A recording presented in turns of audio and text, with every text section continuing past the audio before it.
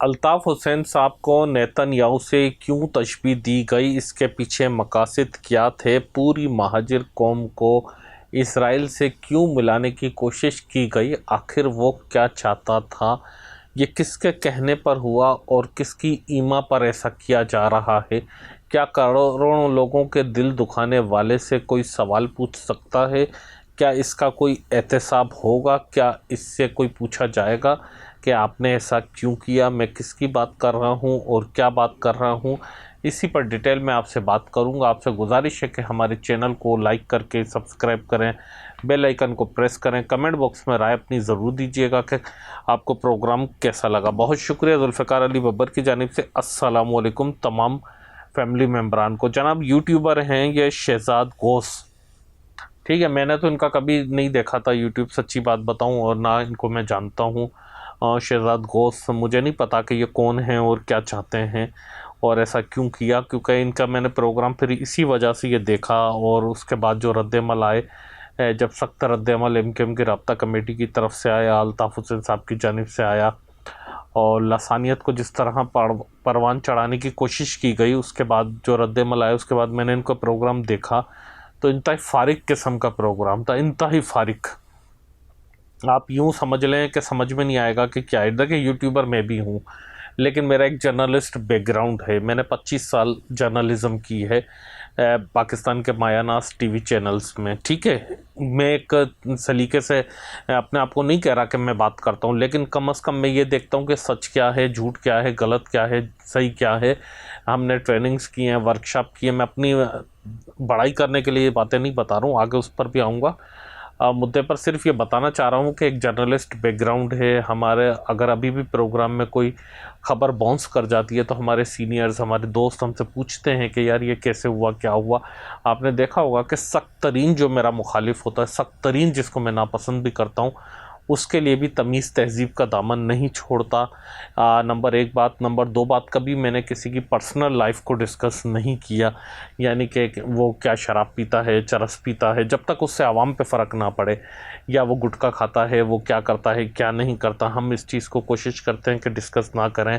वो जानिए किसका अफेयर किसके साथ था, या उसकी बीवी या उसके बच्चे या उसकी बेटी या उसका बेटा, सबके कोई ना कोई चीज़ें होती हैं। मैं कभी नहीं जाता, सिर्फ पॉलिटिकल किरदार पर बात होती है, पॉलिटिकल इश्यूज़ पर मैं कोशिश करता हूँ कि उसको दायरे को महदूद रखूँ। खैर, ये ज़ातियात पर, ये जो गौस था, शहजाद गौस ज़ातियात पर चला गया और इस हद तक चला गया। एक तो बात 1 घंटे की कर रहा है, समझ में नहीं आ रहा है, रिपीटेशन, फालतू की जिसको कहते हैं ना, इंतहाई गैर ज़रूरी गुफ्तगू जो समझ में ना आने वाली। उसने खुद ही ने कहा कि मैंने ऐसी बस मजाक में स्टार्ट किया था, और मजाक में मुझे तो लग रहा है अभी भी वो नॉन सीरियस किस्म का इंसान है और ऐसे ही कर रहा है बिला वजह इतने सारे लोगों का दिल दुखाना।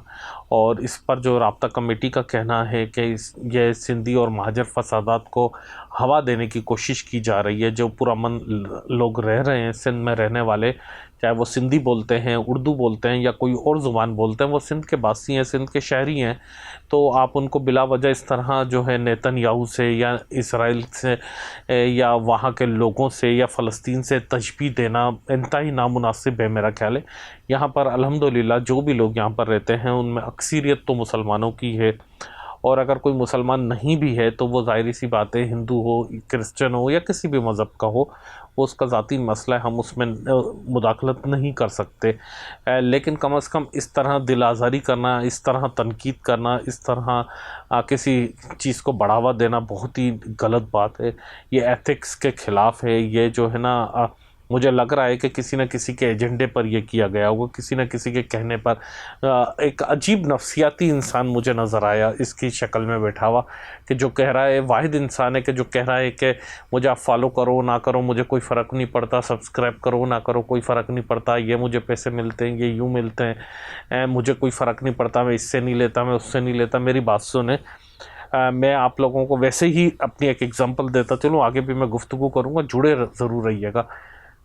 मुझे 1.5 साल हो गया न्यूज़ 1 से जो मुझे जबरी तौर पर निकाला गया था, बकाया जात अभी तक मुझे नहीं मिले, अदालत का फैसला आ गया उसके बाद भी।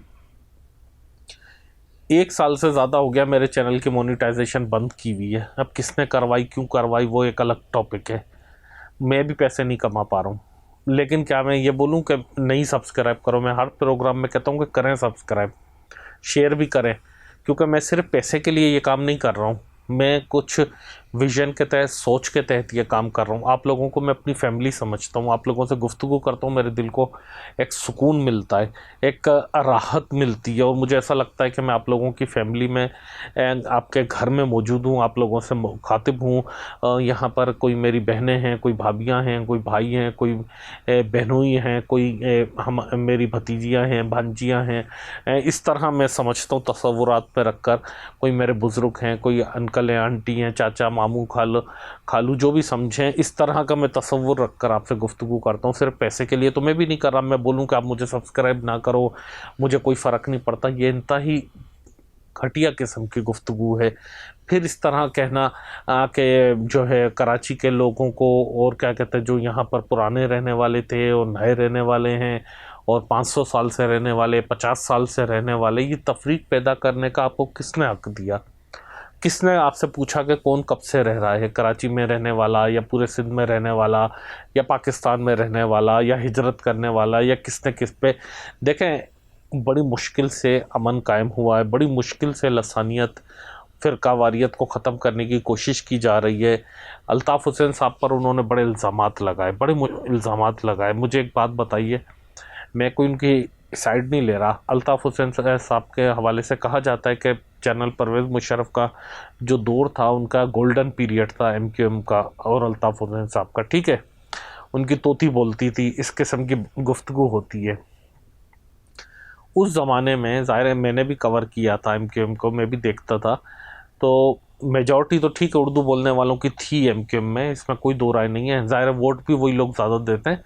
लेकिन उसी ज़माने में नादिया गबल बलोच थी, वो उनके राब्ता कमेटी की मेंबर थी, ठीक है? ये निसार पंवर साहब को उस ज़माने में सेनेटर बनाया था, एक वो बिरोई साहब को बनाया था सेनेटर। निसार पंवर मेरा ख्याल है नेशनल असम्बली के मेंबर थे। अशफाक मंगी साहब थे, एडवाइज़र CM के थे या स्पेशल असिस्टेंट थे। एक और कोई शेख साहब थे, एक हीर सो थी जो सिंधी थी, ठट्टा की, वो MPA थी। ये तो बहुत सारे सिंधी थे, बलोच थे, पठान थे। ये आज भी अगर निसार पंवर उनके साहबजादे जेल में है तो ये कौन है? ये सिंधी हैं, पेवर सिंधी हैं, 100% सिंधी है। अनवर खान तरीन जो गायब थे, वो पख्तून है, पठान है, बलूचिस्तान से उनका ताल्लुक है, जो अल्ताफ़ हुसैन साहब के सिपाही बन के गायब हुए थे। तो आज भी अल्ताफ़ हुसैन साहब की जमात में गैर महाजिर बहुत सारे लोग हैं, और बहुत से लोग हैं जो उर्दू स्पीकिंग नहीं है। और उस टाइम पर जब अल्ताफ़ हुसैन साहब का उरूज था, उस टाइम पर भी था, और बहुत सारे ऐसे लोग थे। हालांकि उस टाइम पर वो चाहते तो वो किसी को नहीं रखते। इसी तरह उस ज़माने में मैं एक सिंधी चैनल में काम करता था, और जब भी मैं 90 जाता था तो मुझे जो उर्दू चैनल के लोगों को प्रोटोकॉल मिलता था, उससे मुझे ज़्यादा प्रोटोकॉल मिलता था, मुझे ज़्यादा रिस्पेक्ट मिलती थी 90 पर, जब अल्ताफ़ हुसैन साहब का होल्ड था। अब तो हर कोई कुत्ता बिल्ला भी आके उठ के बोल देता है ना उनके बारे में, जिसका दिल चाहता है कि उनके बारे में बोल दो। अल्ताफ़ हुसैन सॉफ्ट टारगेट है, उसको बुरा भला बोल दो, MQM को बोल दो। जिस ज़माने में कोई बोलने की ज़रूरत नहीं कर सकता था, किसी में हिम्मत नहीं होती थी, उस ज़माने की मैं बात कर रहा हूँ कि मुझे तो बड़ी रिस्पेक्ट मिली उस ज़माने में भी। मुझे बड़ी इज़्ज़त मिली। मुझे हमेशा जब मैं गया, खाने का टाइम हो, चाय का टाइम हो, रिफ़्रेशमेंट का टाइम हो, इज़्ज़त, प्रोटोकॉल, कुर्सियाँ, मिलना जुलना, किसी ने ना कभी गाली दी, ना कोई बदतमीज़ी की। तो मैं अपना एक्सपीरियंस शेयर कर रहा हूँ आपसे। तो ऐसा कुछ भी नहीं है बिला वजह के ये इल्ज़ामात लगा देना। हाँ, महाजर कौमी मूवमेंट से उन्होंने स्टार्ट ज़रूर की थी अपनी तहरीक। वो क्यों की थी स्टार्ट? लोग असल में सारी चीज़ें मिक्स करके बोलते हैं और जर्नलाइज गुफ्तगू करते हैं। तो जो नौजवान बच्चे बच्चियाँ हैं वो भी समझ लें, जो छोटी एज के हैं, या मैं जिन लोगों को अगर इल्म नहीं है, ज़्यादातर लोगों को पता होगा, लेकिन एक मैं मुख्तसर आपको समझाने की कोशिश करता हूँ। पता सबको, लेकिन मैं अपने अंदाज़ में कोई चीज़ कहना चाह रहा हूँ। तो देखें, सबसे पहले एक हम एग्जांपल लेते हैं। अल्ताफ़ हुसैन साहब के साथ ज़्यादती हो रही थी, उनको लगा कि मेरे साथ जब वो यूनिवर्सिटी के स्टूडेंट थे, नामुनासिब रवैया रखा जा रहा है। यह बात उन्होंने अपने रफ़्क़ा इकराम से की, तो जो उनके साथ थे उन्होंने वही बात की कि हमारे साथ भी ऐसे ही कुछ हो रहा है। तो जब ये बात ज़्यादा आगे बढ़ी तो डिपार्टमेंट में जितने भी लड़के और लड़कियाँ थी कराची यूनिवर्सिटी के उस ज़माने में, तो उनके सबके साथ मोस्टली वही हो रहा था। तो उन्हें लगा कि शायद हमारे पूरे डिपार्टमेंट में ऐसा है। फिर वो और एक ग्रुप की सूरत इख्तियार कर गया। उसके बाद उन्होंने जब देखा कि पूरी केयू में, कराची यूनिवर्सिटी में ही ऐसा सिलसिला जारी है और तमाम ही लड़के लड़कियों के साथ ऐसा हो रहा है उस ज़माने में जो स्टूडेंट थे, तो उन्होंने एक अपना ग्रुप, एक राब्ते का कुछ बना लिया उस ज़माने में। उसके बाद जब वो वहाँ से बाहर निकले तो उनको बाद में पता चला कि पूरे कराची के साथ ही ऐसा हो रहा है, हर स्टूडेंट के साथ। जब उन्होंने APMSO बनाई थी, ऑल पाकिस्तान महाजर स्टूडेंट ऑर्गेनाइजेशन, तो उसके बाद उनको कराची का लगा। फिर उनको पता चला कि नहीं, कराची से बाहर भी उर्दू बोलने वाले सिंध के दूसरे शहरों में भी रहते हैं, मीरपुर खास में, हैदराबाद में, नवाबशाह में, सक्खर में, टंडोला, यार समारो, झिड्डो, नौकोट, बहुत से इलाके हैं जहाँ पर रहते हैं। तो फिर उन्होंने उनके लिए भी काम करना शुरू किया। तो महाजिर कौमी मूवमेंट सियासी तहरीक बनाई और बड़े डंके की चोट पर बनाई।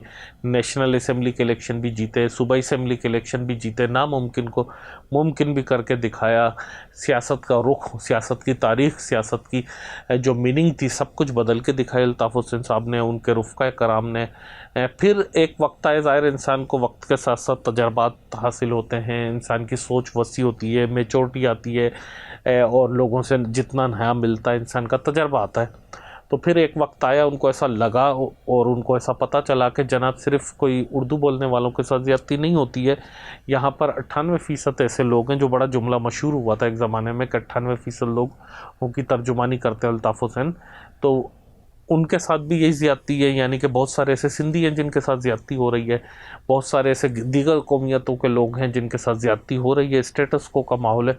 तो फिर उन्होंने मुत्तहिदा कौमी मूवमेंट, उसका नाम तब्दील करके रख दिया और मुत्तहिदा कौमी मूवमेंट के नाम से उसके बाद जो इलेक्शन लड़े, ख़ास तौर पर 2000 के बाद से, तो वो मुत्तहिदा कौमी मूवमेंट के नाम से रहे। फिर महाजिर कौमी मूवमेंट का नाम उन्होंने हटा दिया और उसके बाद अल्ताफ़ हुसैन साहब ने अपनी जो उनकी मेन राब्ता कमेटी है उसमें भी उन्होंने सिंधियों को रखा, पठानों को रखा, बलोचों को रखा। इसी तरह उन्होंने मज़हबी तफरीक नहीं की, क्रिश्चियन उनके पास रहे, हिंदू उनके पास रहे, दीगर मज़हब के लोग रहे और उन्होंने हमेशा उनके लिए खुल के बात की। तो MKM जो है उसको आप ये कह देना कि वो ज़ायनिस्ट सोच रखती है, वो जो है MKM के लोगों की ये जहनीत है, सबकी देखें एक जैसी नहीं होती, ऐसा कह देना जो है शहजाद गौस साहब इंतहाई जो है ना नामुनासिब है और आपको माफ़ी मांगनी चाहिए। वैसे तो आपकी हैसियत नहीं है, आपने शायद अपनी हैसियत बढ़ाने के लिए इतनी बड़ी बड़ी बातें कह दी हों कि आपकी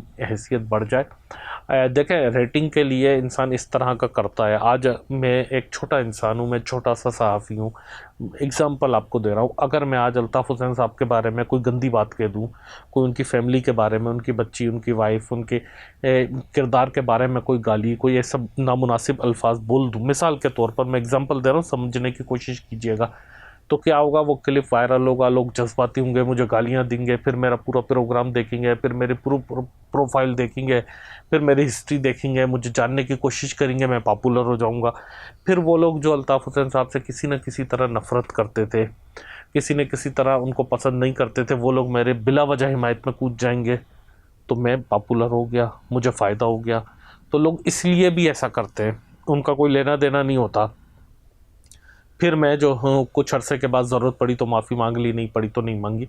तो ये सारी की सारी चीज़ें हैं, इससे लोगों को गुमराह ना करें, लोगों को आप आपस में लड़ाई नहीं, बड़ी मुश्किल से अमन कायम हुआ है। लोगों में आज भी जो है रिश्ता करते हुए सोचा जाता है कि ये सिंधियों में हम रिश्ता करें ना करें, सिंधियों के साथ कारोबार करें ना करें, जबकि बहुत सारे लोगों के रिश्ते हुए हुए हैं, कारोबार हैं, एक ही मोहल्ले में रहते हैं, एक ही इलाकों में रहते हैं, कोई तफरीक नहीं है, कोई झगड़ा नहीं है कौमियत की बुनियाद पर, और जो तफरीक करता है वो सही नहीं करता।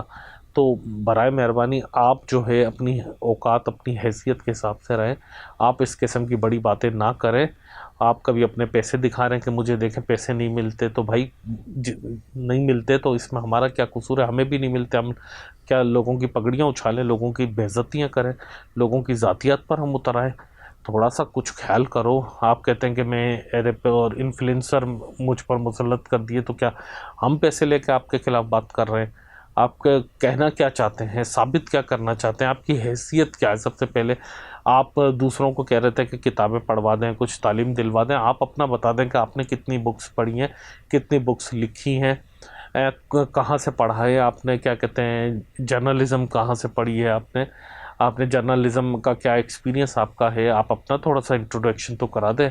या आपने क्या जो सोशलाइजेशन है वो कहाँ से पढ़ा है, उसके एथिक्स आपको कहाँ से आए हैं। इस तरह किसी पर इल्ज़ाम लगा देना, इतने संगीन किस्म के इल्ज़ामात लगा देना लोगों को सिर्फ लड़ाने के लिए, या तो आप मज़ा लेना चाह रहे हैं या किसी के इशारे पर कर रहे हैं, या फिर अपनी पब्लिसिटी। जिस तरह मैंने कहा कि मैं नहीं जानता था इन साहब को, अब मेरी बात सुन के सैकड़ों लोग उनके प्रोग्राम देखेंगे, कई लोग उनके प्रोग्राम खोलेंगे, उसके बाद उनकी ऑटोमेटिकली पॉपुलरिटी बढ़ जाएगी। जो हम जैसे लोग तमीज़ तहज़ीब से बात करते हैं उनको लोग कम देखते हैं कि यार इसमें मसाला नहीं होगा। मसाला तो मैं भी छिड़क सकता हूँ, गालियाँ दूँ, बदतमीज़ियाँ करूँ, मुझे भी आती हैं। मैं हमेशा इससे भी ज़्यादा पोलाइट होकर बात करता हूँ, आप लोगों ने देखा होगा जो लोग मुझे रेगुलर देखते हैं। मुझे पता है कि पाकिस्तानी कौम का मिजाज है पोलाइट, लोग उनको पसंद नहीं आते, उनको जज्बाती लोग, गालम गलोच वाले, बदतमीज़ी वाले पसंद आते। मुझे इस चीज़ का इल्म है। अगर मैं ये प्रोग्रामों में करूँ तो मेरे हिट होंगे प्रोग्राम, अबे तबे करके बात करूँ, ओए करके बात करूँ, गालियाँ देकर बात करूँ, लेकिन ये मेरी तरबियत नहीं है, ये मेरी तहज़ीब नहीं है, ये मेरा उसूल नहीं है। प्रोग्राम कम चले ज़्यादा चले, लेकिन मैं आपसे हाँ रिक्वेस्ट ज़रूर करूँगा कि आप सब्सक्राइब भी मुझे करें, मुझे फॉलो भी करें, घंटी का बटन भी दबाएं, कमेंट बॉक्स में अपनी राय भी दें, इस शहजाद गौस के नाम से भी हवाले से भी दें, अल्ताफ़ हुसैन साहब के हवाले से भी दें, महाजिर कौम के हवाले से भी दें, मेरे हवाले से भी दें कि आप लोगों की क्या सोच है, क्या राय है, इसके प्रोग्राम के हवाले से भी दें, और अपने फैमिली और फ्रेंड्स से शेयर भी ज़रूर करें। मैं तो यही रिक्वेस्ट आप लोगों से करूँगा, क्योंकि आप मेरे फैमिली मेम्बर हैं। आप लोगों को जिस तरह भी प्रोग्राम लगा फीडबैक ज़रूर दें मुझे, और इजाज़त भी मैं चाहूँगा आपसे। अल्लाह हाफ़िज़।